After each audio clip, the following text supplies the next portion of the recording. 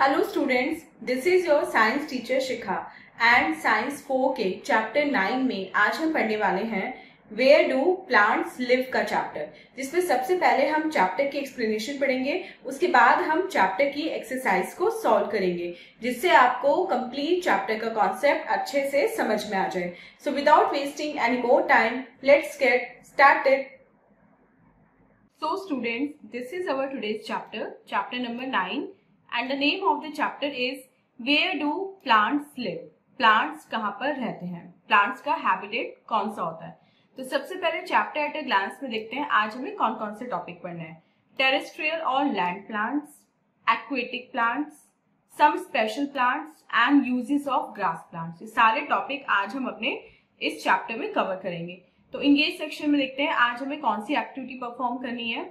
Look at the picture of a leaf shown below and fill in the names of its parts. अब यहाँ पे आपको एक leaf मिली है एंड उसके पार्ट्स के लेबलिंग मिली है। अब आपको क्या करना है, इन पार्ट्स को आपको इनके नेम लिखने हैं, मतलब लीफ के पार्ट्स के आपको यहाँ पे नेम लिखने हैं। तो चलिए student main chapter reading start करते हैं।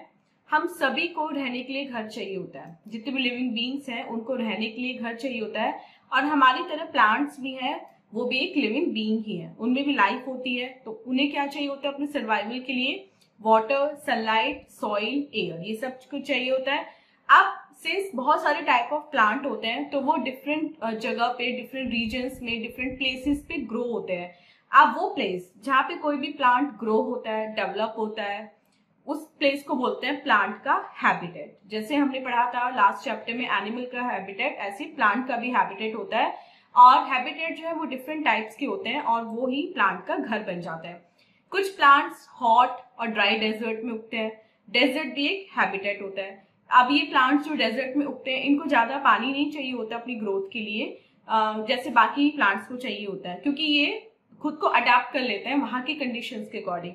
अब कुछ प्लांट्स फॉरेस्ट में या केव्स में उगते हैं जहाँ पे बहुत लिटिल सनलाइट होती है, तो ये उस टाइप के प्लांट होते हैं जो बिना सनलाइट के या बिना ज्यादा रोशनी के ग्रो कर लेते हैं, तो वो वहां के अकॉर्डिंग अडेप्ट कर लेते हैं खुद को।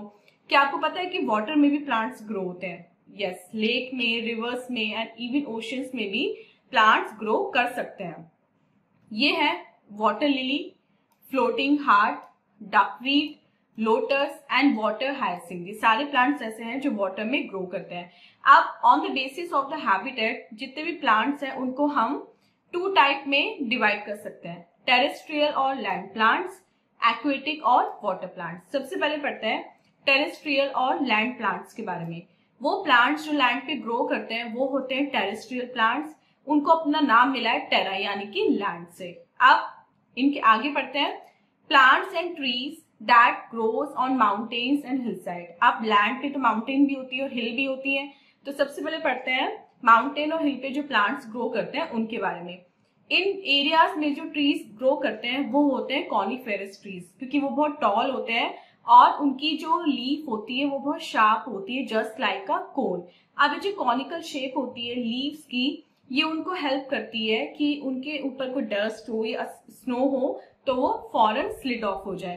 पाइन, देवदार, फर, ऐसी कुछ ट्रीज हैं, उनकी जो लीव्स हैं वो सदाबहार होती है, इसलिए इनको एवरग्रीन ट्रीज भी कहा जाता है। मतलब पूरे साल इनकी लीव्स कभी भी शेड नहीं होती, हमेशा इन पेड़ों पे लीफ रहती है।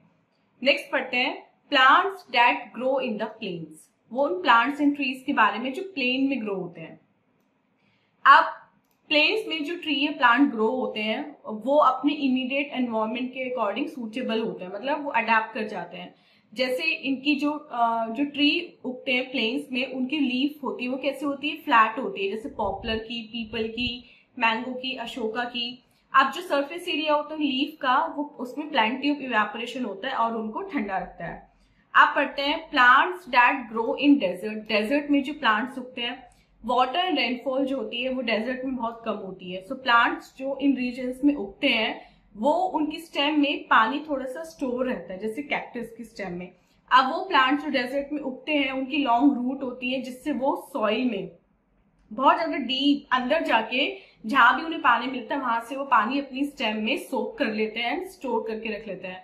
अब उनका प्रोटेक्टिव कवरिंग होता है जो उनको जो डेजर्ट एनिमल्स हैं उनको खाने से बचाते हैं। वो प्रोटेक्टिव कवरिंग उनको बचाती है जिससे कोई एनिमल उनको खा ना सके। Next, plants that grow in marshy areas. Marshy areas मतलब जो दलदल वाले इलाके होते हैं। The trees that grow in marshy plains are called mangrove. Mangrove trees होते हैं वो।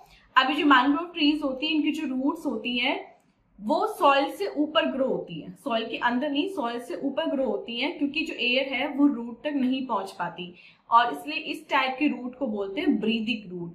इन रूट्स की बहुत छोटी छोटी यानी कि टाइनी ओपनिंग होती है उनकी टिप्स पे, जहां से जो गैसेस है वो पास होती है। Next is plants that grow in heavy rainfall areas. और वो प्लांट्स जो हैवी रेनफॉल एरियाज में ग्रो करते हैं वो फुल ऑफ लीव्स होते हैं और लश रहते हैं, मतलब हरे भरे रहते हैं पूरे साल, इसलिए इनको एवरग्रीन ट्रीज बोलते हैं। इनके एग्जाम्पल है rubber, tea, cashew nut and pepper trees. और कुछ छोटे प्लांट्स भी ऐसे एरियाज में ग्रो होते हैं जैसे sugarcane, cotton and rice. Next topic पढ़ते हैं आज का, एक्वेटिक प्लांट्स। एक्वेटिक प्लांट्स मतलब वो प्लांट जो वाटर में ग्रो करते हैं। अब कुछ प्लांट जो वाटर में ग्रो करते हैं उनको बोलते हैं एक्वेटिक प्लांट्स, और इन्होंने अपना नेम डराइव किया है एक्वा, जिसका मतलब है वाटर वर्ड से।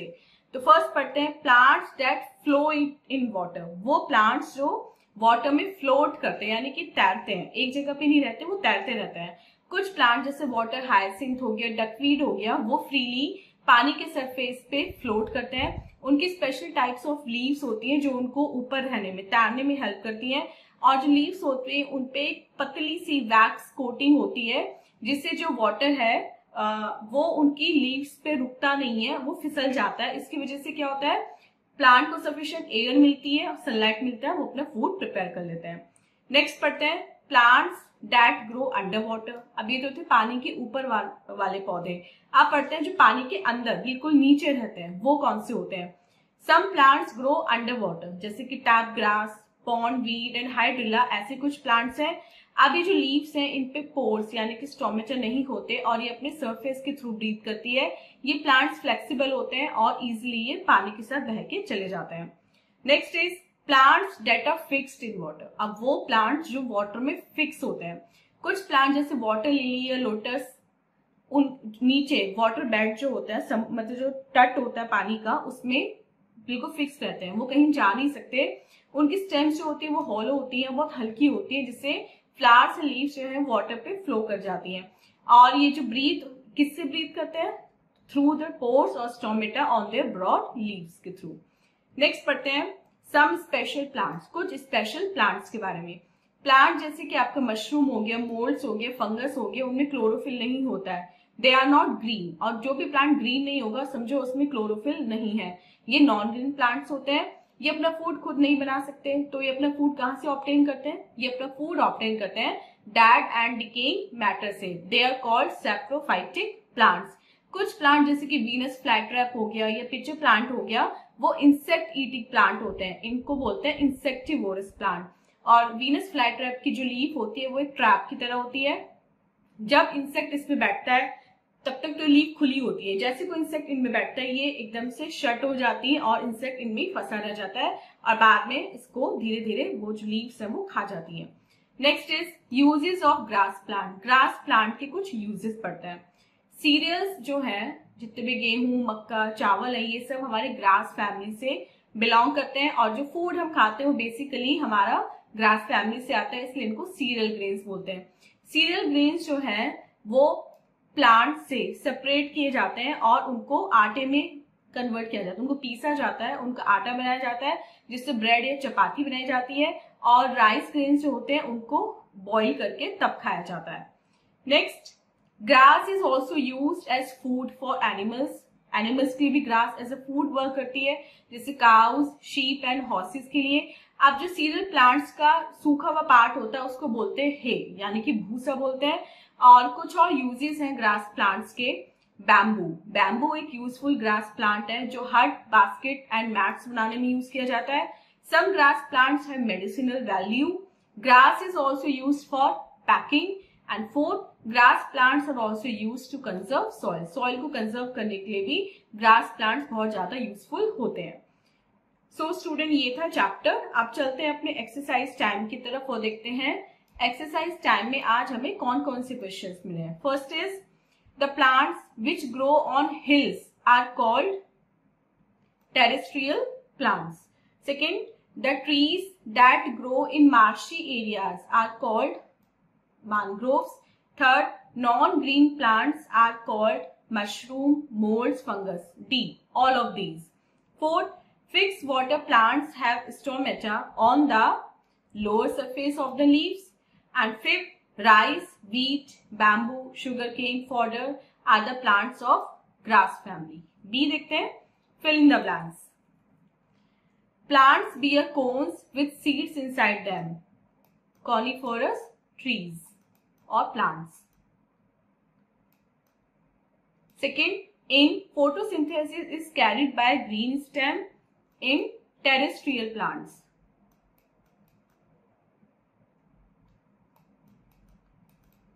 Third, coastal areas have marshy water. Fourth, belong to the grass family of the plant kingdom. Grass plants. Grass plants are also used to conserve soil. Same, grass plants. C देखते हैं, right, true or false.